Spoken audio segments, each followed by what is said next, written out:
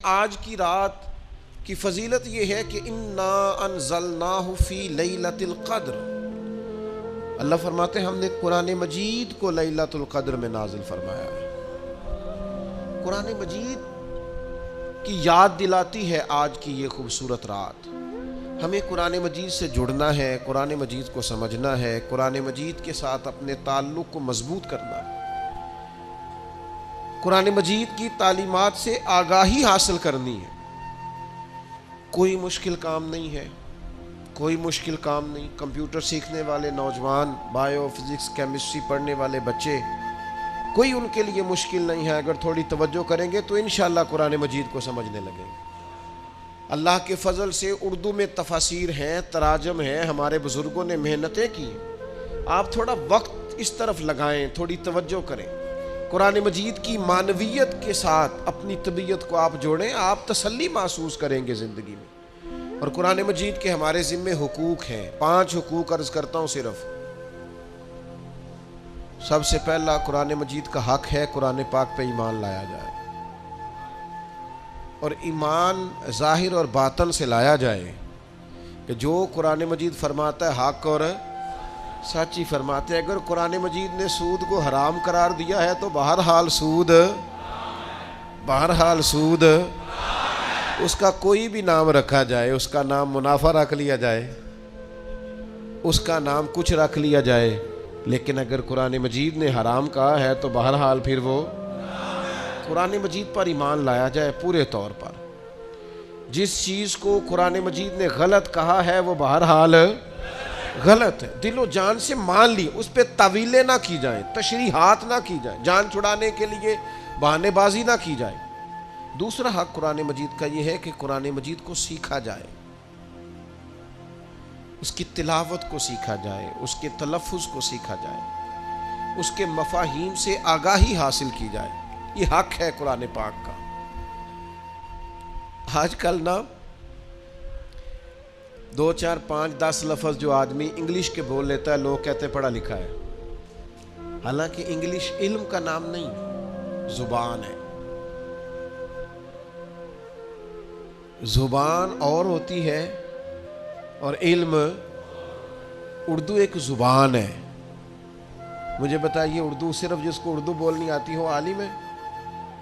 تو اردو تو بول رہا ہے، وہ ایک زبان ہے۔ زبان اور چیز ہوتی ہے، علم ہاں اگر آپ زبان کے علوم سے آگاہ ہیں، اس کی آپ گرامر دیکھتے ہیں تو وہ بھی علم کا ایک حصہ ہے، لیکن علم تو اور چیز کا نام ہے۔ علم تو جاننے کو کہتے ہیں۔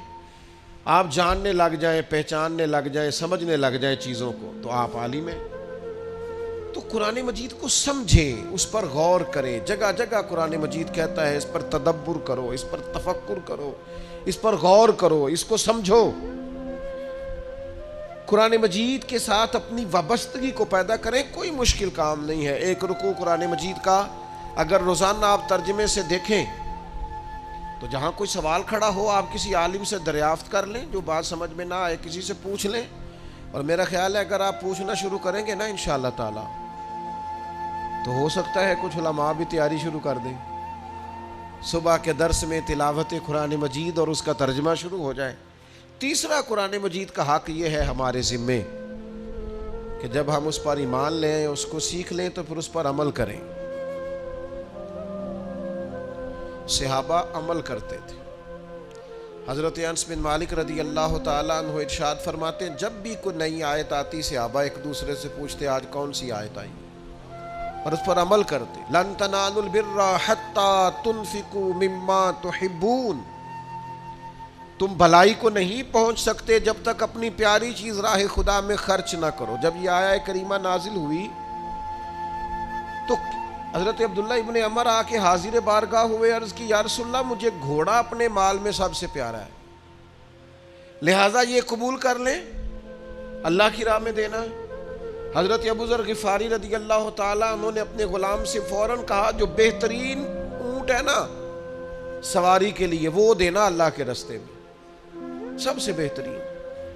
تو آپ شام کو گھر آئے تو جو سب سے اعلیٰ اونٹ تھا وہ گھوم رہا تھا، تو آپ فرمانے لگے میں نے تم سے کہا تھا سب سے اعلیٰ اونٹ اللہ کی راہ میں دے دینا۔ عرض کی حضور یہ تو آپ کی سواری کے لیے ہے نا، اس کے بعد جو سب سے اعلیٰ تھا دوسرے نمبر پر میں نے راہ خدا دے دیا، تو حضرت ابو ذر غفاری فرمانے لگے میں نے سواری کے لیے ہی تو کہا تھا راہ خدا میں دینا ہے، یہ تمہیں دینا چاہیے تھا جو سب سے بہتر تھا، اس لیے کہ میں چاہتا ہوں یہ قیامت کے دن میری سواری بن جائے۔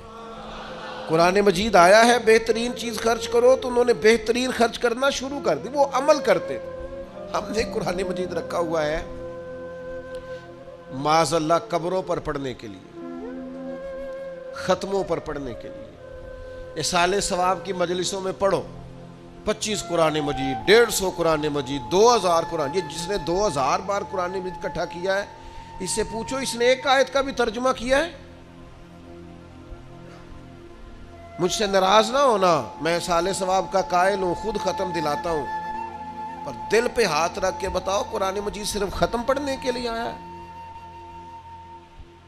کوئی مر جائے گا تو قرآن مجید کی تلاوت ہوگی، زندے کیوں نہیں پڑھتے؟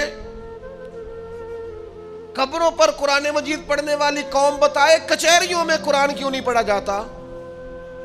اسمبلیوں میں کیوں نہیں پڑھا جاتا؟ قبروں پر ٹینٹ لگا کے اور کناتے لگا کے 4 حافظ بٹھانے والوں بتاؤ، جب تجارتیں کرتے ہو تب قرآن مجید کیوں نہیں پڑھتے کہ ہم قرآن مجید کے مطابق کاروبار کریں گے؟ یہ قبروں پہ پڑھنے کے لیے آیا ہے، میتوں پر پڑھنے کے لیے فقط آیا ہے۔ میں انکار نہیں کرتا ہے سال ثواب کا، پر سوال کھڑا کرتا ہوں، کئی دفعہ پریشان ہو جاتا ہوں، صرف اور صرف تب تمہیں یاد آتا ہے جب کوئی دنیا سے رخصت ہوتا ہے۔ جانے والوں پر قرآن مجید پڑھتے ہو، انشاءاللہ اللہ اس کی برکت سے ان کی بخشش کرے گا، لیکن زندگی میں بھی قرآن پڑھ کے دیکھو، زندگی میں پڑھو گے تو زندگی بھی اعلیٰ ہو جائے گی، قبر بھی اعلیٰ ہو جائے گی، محشر کے میدان میں بھی اللہ رحمت کا نزول فرمائے گا۔ تو قرآن مجید کا حق ہے کہ اس پر عمل کیا جائے۔ اور چوتھا حق قرآن مجید کا یہ ہے کہ خدمت قرآن میں اپنا حصہ شامل کیا جائے، قرآن مجید چھپنے میں، قرآن مجید کی اشاعت میں، قرآن مجید کی تبلیغ میں، قرآن مجید کی تفاسیر میں، قرآن مجید کسی کو دینے میں، اس میں اپنا حصہ، یعنی جہاں بھی قرآن مجید کی کوئی خدمت ہو رہی ہو وہاں اپنے حصے کی ڈیوٹی کی جائے۔ اور پانچواں حق قرآن مجید کا یہ ہے کہ ہم آنے والی نسل کو قرآن مجید کی تعلیمات منتقل کریں۔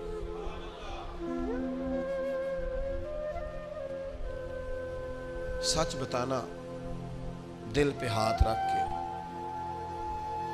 شریعت تو کہتی ہے نا کہ جب تو دنیا سے جائے تو تیرا بیٹا تیرا جنازہ پڑھائے۔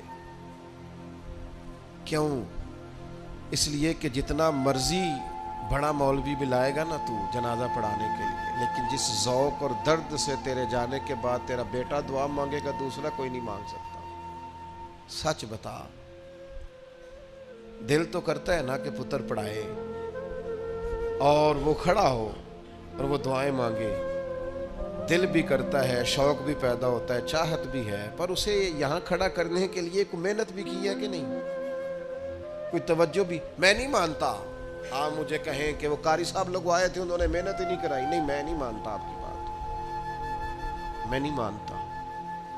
میں اس بوڑھے باپ کو بھی جانتا ہوں جو بچے کو پڑھانے کے لیے جاتے تھے تو وہ ساتھ جا کے قاری صاحب کے پاس خود ساتھ بیٹھ جاتے تھے، ساتھ بیٹھتے تھے، کہتے تھے اس کو پڑھائیں، جہاں یہ الجھے گا یا تیاری نہیں کرے گا میں اس کو ڈانٹوں گا۔ کتنے کتنے گھنٹے وہ بوڑھے آدمی ساتھ بیٹھتے تھے کہ میرا بچہ قرآن مجید سیکھ جائے۔ بتائیں کتنی محنت کی ہے آنے والی نسل کو قرآن مجید کی تعلیمات منتقل کرانے کے۔ تو مہربانی کریں، بس کریں، اب بڑی تقریریں، بڑے سٹیٹس، بڑی نصیحتیں، بڑے جناب جلوے، بڑی باتیں ہو گئی، نشستن گفتن برخاستن، بڑا کچھ ہو گیا۔ اب کچھ عملی زندگی کی طرف بھی آئیں، اب کوئی کام کریں۔ تو یہ 5 باتیں قرآن مجید کے حقوق کے تعلق سے میں نے آپ کی خدمت میں عرض کی۔ اللہ تعالیٰ سمجھنے کی توفیق عطا فرمائے۔